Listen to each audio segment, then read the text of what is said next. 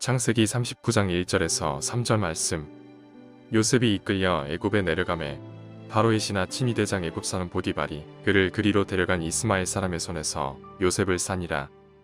여호와께서 요셉과 함께 하심으로 그가 형통한 자가 되어 그의 주인 애굽 사람의 집에 있으니 그의 주인이 여호와께서 그와 함께 하심을 보며 또 여호와께서 그의 범사에 형통하게 하심을 보았더라. 아멘. 오늘 본문 중심으로 약속을 받은 사람들이라고 하는 제목으로 말씀을 드리려고 합니다. 승리자가 된다고 하는 것은 실패나 좌절이 없었기 때문은 아니지요. 오히려 실패와 좌절이 있음에도 불구하고 이를 잘 극복해 나갔기에 주어진 상급이라고 하겠습니다. 요셉을 봐도 그렇고 다윗을 봐도 그렇습니다. 요셉, 형들의 시기와 질투 그리고 미워함 때문에 애굽의 노예로 팔려갔지만 이에 굴하지 않고 그 상황을 다스리며 우뚝 일어서서 애굽의 국무총리가 되지요. 그리고 7년대 기근 때 가족과 그 형제들을 애굽의 고센 땅으로 불러들여 살려냅니다. 다윗 역시 골리앗과 싸워 승리한 후 백성들 사이에 칭송과 함께 인기가 급부상하자 이에 불안을 느낀 사울왕, 질투의 화신이 되어 급기야 다윗의 목숨까지 해하려고 합니다. 이에 다윗은 사울왕을 피해 긴 세월 동안 도망자로 힘겨운 시간을 보냅니다. 그러나 다윗 역시 그 힘든 고난의 과정을 잘 견뎌내고 결국 하나님이 뜻하신 대로 왕위에 오릅니다. 그렇습니다. 이렇게 성경 말씀 속에는 절망을 딛고 성공적인 인생을 살다간 사람들을 열거하자면 끝이 없습니다. 그렇다면 이런 질문이 생기는 거예요. 도대체 이들에게 어떤 비결이 있었기에 그 고난 속에서도 인생을 아름답게 그리고 성공적인 그런 인생으로 살아갈 수 있었을까 하는 질문을 갖게 됩니다. 저는 그 답을 앞서 잠깐 말씀드렸던 성공자, 승리자 요셉을 통해 말씀을 드리려고 합니다.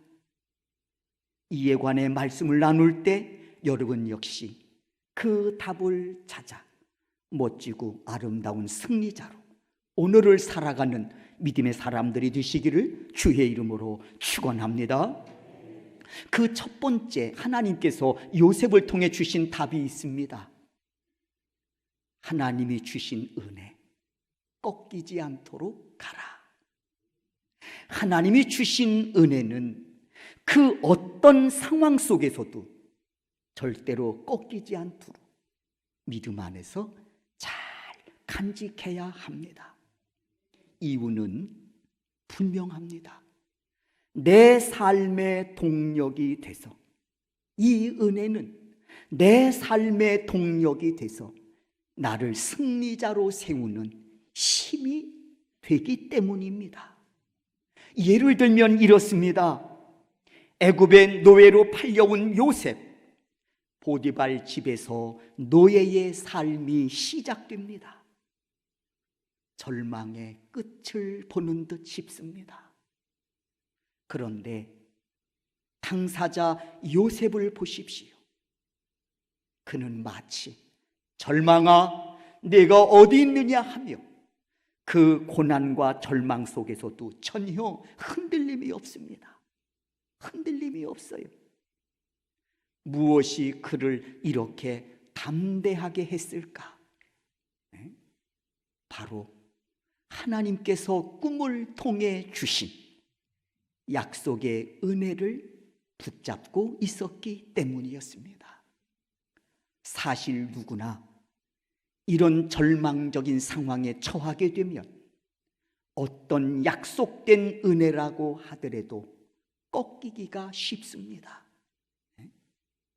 하나님이 주신 약속이라고 하더라도 이런 절망적인 상황에 처하게 되면 그 약속의 은혜 꺾이기가 쉽다는 거예요. 그런데 요셉은 달랐습니다. 절망적인 그 상황 속에서도 요셉은 여전히 하나님께서 꿈을 통해 약속하신 그 은혜를 생명처럼 붙잡고 있는 겁니다. 생명처럼 붙잡고 있어요. 그러자 그 은혜가 그 절망적인 삶 속에서 작동하기 시작합니다. 이렇게 말입니다. 창세기 39장 2절과 3절입니다. 읽겠습니다. 여호와께서 요셉과 함께 하심으로 그가 형통한 자가 되어 그의 주인 애굽 사람의 집에 있으니 그의 주인이 여호와께서 그와 함께 하심을 보며 또 여호와께서 그의 범사에 형통하게 하심을 보았더라. 그렇습니다. 하나님은 그 절망적인 상황에 처한 요셉의 생애를 준비하신 하나님의 은혜로 하나씩 채워가고 계신 것입니다. 그리고 하나님은 이 사실에 대하여 증인까지 세우십니다. 누가 증인입니까? 절망적인 상황 속에서도 요셉의 생애 속에 은혜로 하나씩 채워가심에 있어 증인을 하나님이 세우셨어요. 그가 누굽니까? 바로 요셉의 주인 보디발 아니겠습니까? 사랑하는 성도 여러분, 하나님께서 주시는 은혜는 참 다양합니다. 다양해요. 왜냐하면 어떤 은혜는 완성품으로 주시는가 하며, 그래서 어떤 은혜는 당장 갖다가 쓰면 돼요. 그런데 어떤 은혜는 마치 씨앗과 같아서 좀 기다려야 하는 은혜가 있다고 하는 것입니다. 먼저 완성품으로 주시는 은혜, 이런 것들이에요.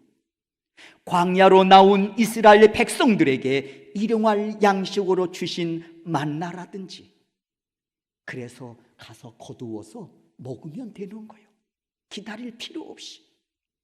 아니면 반석을 쳐서 생수를 주심으로 당장 마시게 하는 물이라든지, 이런 은혜는 갖다가 먹고 마시면 되는 은혜입니다. 그런데 또 어떤 은혜는 씨앗으로 주시는 은혜가 있어서, 마치 씨앗과 같은 은혜로 주시는 것이 있어서 무엇이 필요해요? 기다림이 필요한 것이 있다는 것입니다. 심고 가꾸어서 결실하게 하시는 그런 은혜가 있다는 거예요. 그렇다면 요셉이 그 절망 속에서도 생명처럼 붙잡았던 은혜는 어떤 은혜일까? 씨앗처럼 심고 가꾸어 열매를 맺게 하실 은혜 아니겠습니까? 이는 당장 눈에 보이지는 않지만 장차 반드시 이루어 주실 은혜지요. 이 은혜를 하나님은 요셉에게 꿈을 통해 주신 것입니다. 창세기 37장을 보면 꿈을 통해 주신 그 은혜가 어떤 은혜인지가 자세하게 기록되어 있어요. 요셉이 어느 날 꿈을 꿉니다. 요셉이 형님들과 밭에서 구슬땀을 흘리면서 곡식단을 묶고 있는데 갑자기 요셉의 곡식단이 일어서는 겁니다. 그러자 형님들의 곡식단이 요셉의 곡식단을 둘러서서 절을 하는 겁니다. 이게 도대체 무슨 상황입니까? 이 꿈을 꾼 요셉, 형님들에게 달려가서 이 꿈 이야기를 합니다. 이 꿈을 들은 형님들 당연히 요셉 미워하지요. 그렇지 않아도 아버지 야곱의 사랑을 독차지한다는 이유로 미워하던 차에 이 꿈 이야기를 들은 형들은 더욱 요셉을 미워하게 되었다고 했습니다. 야 이놈아, 내가 우리의 왕이 되겠다고 하는 것이냐? 야 이놈아, 내가 우리를 다스리겠다고 하는 것이냐 하면서 요셉을 더욱 미워했다고 했습니다. 그런 와중에 요셉이 또 꿈을 꾸었습니다. 이번에는 해와 달과 11별이 요셉 자신을 향해서 절을 하는 겁니다. 곡식단도 모자라서 해와 달과 11별이 자신을 향해서 절을 하는 겁니다. 이 꿈을 꾼 요셉 또 달려갑니다. 그리고는 이 이야기를, 꿈 이야기를 들려주자 형들은 시기하고 아버지 야곱은 꾸짖었다고 했습니다. 야 이놈아, 나와 네 어머니와 형들이 땅에 엎드려 내게 절하겠느냐 하면서 꾸짖었다고 했습니다.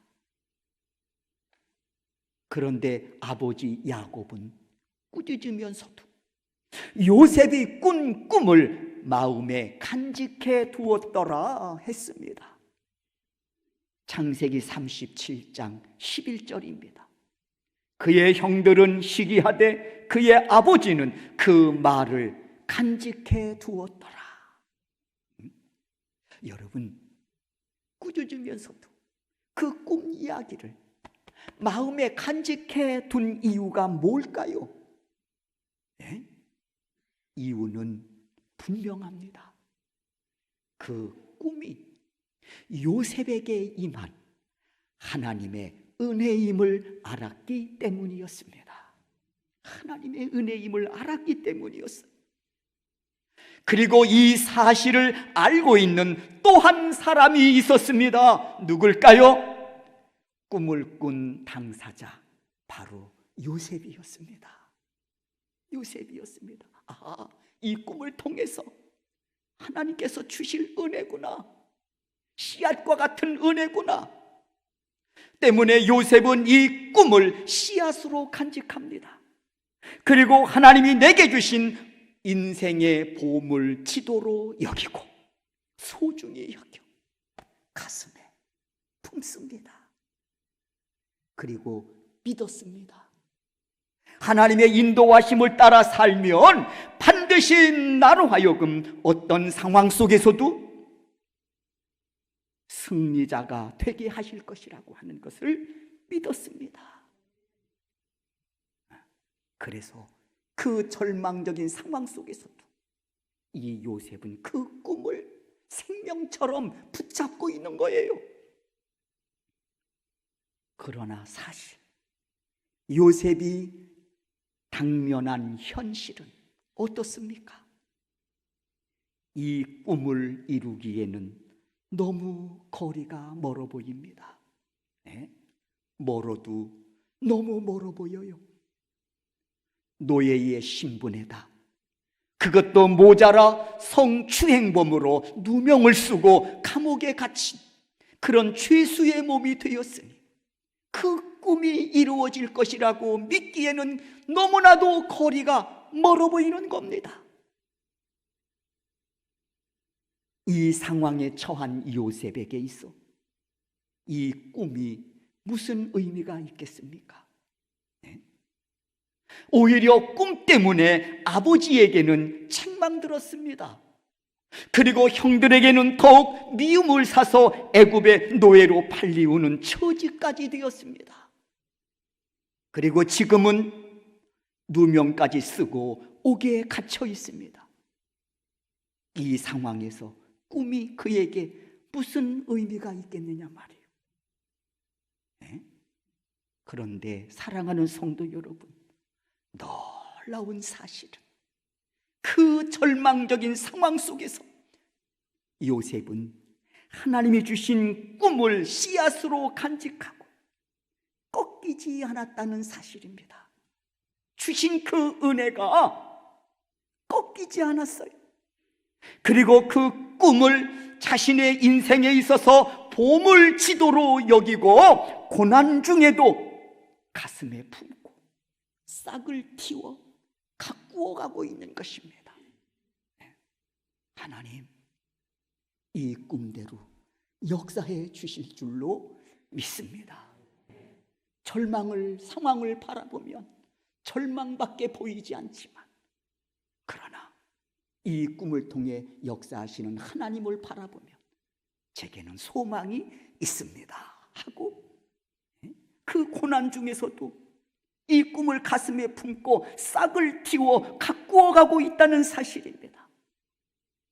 그리고 요셉은 믿었습니다. 이 고난 속에서도 하나님은 반드시 자신을 승리자로 세워주실 것을 믿었습니다. 믿었을 뿐만 아니라 먼저 승리자가 되어 살았습니다. 하나님 역사하시면 그때 제가 믿고 승리자 될게요, 그게 아니라 요셉은 먼저 그 고난 속에서도요 승리자 되어 살았다는 것입니다. 그만큼 요셉은 확신에 차 있었습니다.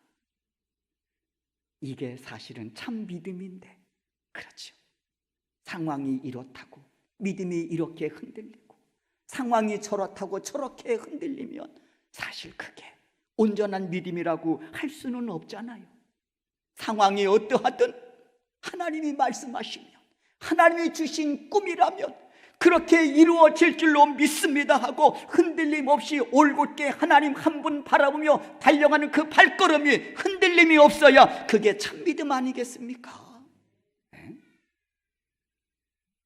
요셉 믿었을 뿐만 아니라 승리자 되어 살았단 말이에요. 그 고난 속에서도. 때문에 요셉은 자신을 팔아넘긴, 노예로 팔아넘긴 형들에 대해서 한을 품거나 원망으로 힘들어하지 않았습니다. 뿐만 아니라 보디발 아내의 유혹도 담대하게 물리쳤습니다. 물론 이로 인해 누명을 쓰고 옥에 갇히기는 했지만, 그렇다고 요셉은 그 누구도 원망하거나 그런 처지인 자신을 바라보고 낙심하며 시간을 보내지 않았습니다. 참 멋집니다. 그가 애굽의 국무총리가 되어서 멋진 게 아니라 그 고난 속에서도 하나님이 이루어 주실 것을 확신하고 승리자처럼 살아간 그의 모습이 정말 아름답고 멋지다는 것입니다. 사랑하는 성도 여러분, 요셉이 노예가 되었다고 그 인생 실패했습니까? 요셉이 누명을 쓰고 옥에 갇혔다고 해서 그 인생이 망했습니까? 아닙니다. 그 절망 속에서도, 그 고난 속에서도 하나님은 그 인생 멋지고 아름답게 하셔서 결국 애굽의 국무총리로 세워 7년 대기근 때에 애굽을 살리고 더 나아가서 자신과 자신의 가족과 형제들을 살리는 승리자로 세워 하나님이 영광 받으십니다. 명심하시기를 바랍니다. 하나님 주신 은혜 꺾이지 않는 한 그 약속하신 바 은혜대로 역사하신다는 것을 여러분 꼭 믿으시기를 주의 이름으로 축원합니다.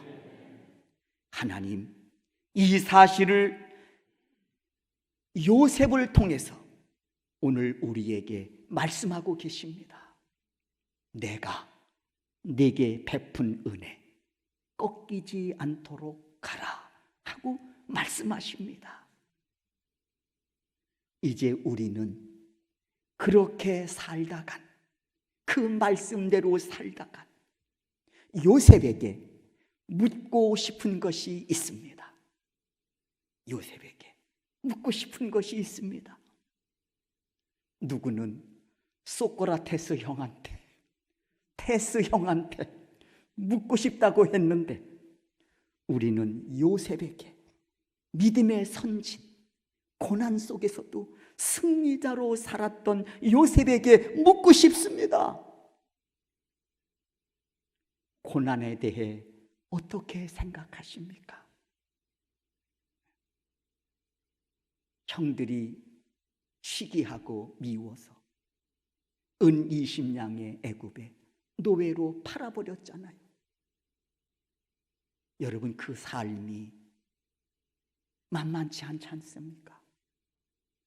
그리고 그 상황 속에서도 어떻게든 믿음 지키려고 보디발 아내의 유혹을 뿌리쳤더니 그 결과 누명 쓰고 성추행범이라고 하는 죄목이 붙어 감옥에 갇혀 있는 거예요. 노예의 신분에다가 옥에 갇힌 상황, 만만치 않은 고난이잖아요. 때문에 요셉에게 묻고 싶습니다. 고난에 대해서 어떻게 생각하시나요? 하고 말입니다. 이에 대해 요셉 답하길, 고난은 우리 인생을 아주 힘들게 한다고 답하지 않을까요? 고난이 우리 인생을 힘들게 한다고, 힘들게 한다고 답하지 않겠습니까? 하지만 그 고난 앞에서도 은혜가 꺾이지 않는 한 얼마든지 그 고난 속에서 우리 인생을 멋지고 아름답게 살아갈 수 있다고 말하리라고 믿습니다. 왜요? 요셉이 고난 속에서 그렇게 살아갔기 때문에 그렇습니다. 그리고 하나님, 승리자 되어 살아간 요셉을 통해서 우리에게 주시는 메시지가 있습니다. 무엇이 인생을 가치 있게 만드는지, 어떻게 해야 삶이 좀 더 풍성해질 수 있는지, 고난 속에서 승리자로 살아간 요셉을 통해서 하나님께서 우리에게 주시는 메시지가 있다는 것입니다. 그게 뭘까? 요셉의 생애를 통해서 우리가 발견할 수 있는 거예요. 저는 용서하는 삶이라고 말씀드리고 싶습니다. 요셉은 그 고난을 통해서 배워간 게 있습니다. 노예의 신분이라는 그 고난 속에서, 억울한 누명을 쓰고 옥에 갇히는 그 고난 속에서 요셉이 배워간 게 있습니다. 그게 뭘까요? 용서의 위대함입니다. 용서의 위대함. 그리고 요셉은 배운 그 용서를 자신을 노예로 팔았던 형제들을 위해서 사용합니다. 배운 것으로 끝나지 않고 사용한 거예요. 형제들을 위해서. 그게 창세기 50장 20절에서 21절입니다. 읽겠습니다. 당신들은 나를 해하려 하였으나 하나님은 그것을 선으로 바꾸사 오늘과 같이 많은 백성의 생명을 구원하게 하시려 하셨나니 당신들은 두려워하지 마소서. 내가 당신들과 당신들의 자녀를 기르리이다 하고 그들을 간곡한 말로 위로하였더라. 용서 정도가 아닌 것 같아요. 사랑으로 끌어안습니다. 요셉의 형들, 자기들이 무슨 짓을 했는지 알고 있잖아요. 동생 요셉이 밉다고, 그리고 시기하고 질투함으로 은 20냥의 애굽의 노예로 팔아버린 거예요. 최초의 인신매매 당사자들이죠. 그때 요셉 형들을 붙잡고 애걸복걸했다고 했습니다. 형님들 왜 이러냐고. 그럼에도 형들은 매정하게 요셉을 애굽의 노예로 팔아버린 거예요. 세월이 지난 후 그 요셉이 당대 최고의 강국인 이집트의 국무총리가 돼서 자신들의 앞에 서 있는 겁니다. 얼마나 두렵고 떨렸겠습니까? 그때 요셉이 두려워 떨고 있는 형들에게 말합니다. 21절이에요. 당신들은 두려워하지 마십시오. 내가 당신들과 당신들의 자녀까지 내가 책임지겠습니다. 그러면서 간곡한 말로 그들을 위로했다고 했습니다. 용서 정도가 아니라 한 걸음 더 나아가서 그리스도의 사랑으로, 하나님의 사랑으로 그 형들을 끌어안는 겁니다. 요셉이 고난을 통해 배운 그 위대한 용서를 지금 형제들을 위해서 쓰고 있는 거예요. 이게 여러분 승리자의 모습입니다. 패배자에게는요 미움만 있습니다. 패배자에게는요 한만 서려 있습니다. 그러나 승리자에게는 긍휼의 마음으로 용서가 있고 그리고 사랑으로 감쌀 마음이 있습니다. 승리자가 되고 싶습니까? 패배자가 되고 싶습니까? 요셉은 고난을 통해서 용서를 배웠고 배운 그 용서를 두려워 떠는 형제들을 위해 사용함으로써 그들을 위로하고 있습니다. 요셉이 멋진 인생이라고 하는 것은 노예의 신분에서 국무총리가 됐기 때문이 아니라 그 절망 속에서 그 고난을 겪어가면서 용서의 위대함을 배웠고 그리고 그 용서의 카드를 형제들을 위해서 쓰고 있는 그 요셉의 모습이 위대한 것입니다. 멋진 것입니다. 아름다운 것입니다. 소원하기는 여러분에게도 이 멋진 모습이 있기를 주의 이름으로 축원합니다. 다 성공자가 돼서 말이에요. 인생이 다 승리자가 돼서 말입니다. 그렇습니다. 인생은 고난의 순간을 통과하면서 무엇을 깨닫고 무엇을 배웠느냐에 따라서 그 인생은 달라지는 것입니다. 요셉은 뭘 배웠다고요? 용서를 배웠습니다. 용서가 얼마나 위대한 것인지를, 그리고 하나님의 사랑의 깊이를 그가 깨달아간 것입니다. 사실 이 용서의 삶은 예수님께서 십자가 위에서 온 인류를 향해 보여주신 삶 아니겠습니까? 이 용서의 삶의 원조는 예수 그리스도시라는 거예요. 그리고 믿음의 사람들은 그 용서의 그 삶을 따라서 누군가 용서해야 될 사람이 있다면 역시 그들은 용서의 삶을 통해서 하나님의 거룩한 그 이름을 높여드렸습니다. 에베소서 4장 32절입니다.